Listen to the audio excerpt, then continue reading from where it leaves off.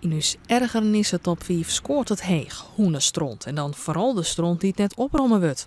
Alle gemeenten hadden er wel last van. Voor de gemeente Frensitradeel wie dat reden om een skoftlien al jaar speciale afvalbakken deel te zetten. Maar nog hield dit binder baskes die de brune smurrie gewoon lezen litten.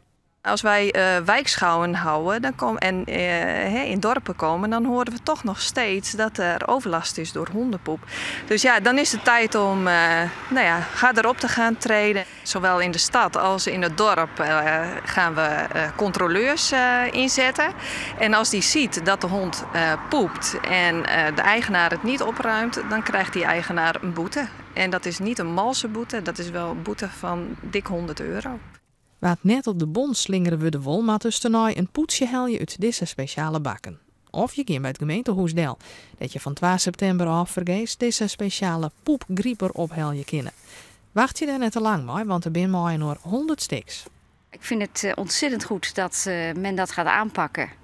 Want het is natuurlijk vreselijk als jij als niet-hondenbezitter, en trouwens ook als hondenbezitter, gewoon lekker loopt te wandelen of door het gras loopt of de kinderen lopen door het gras.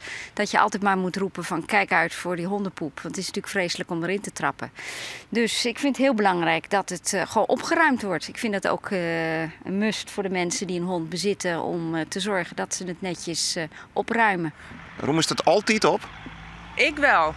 Van mijn vriend kan ik het niet zeggen, maar ik wel. Ja, ik heb altijd zakjes bij me en dan haal een hele voorraadje eruit, zodat ik nooit zonder kom te staan. Ik zou die vreun ik maar even informeren, want als het betrapen wordt, meer dan €100 boete. Ja, nou, dat kan ik niet kwijt. Dat weet ik nou wel. Nee, daar koop ik liever hondenvoer voor en een mooie halsband. De controles worden die in toch bijzondere opsporingsambtens.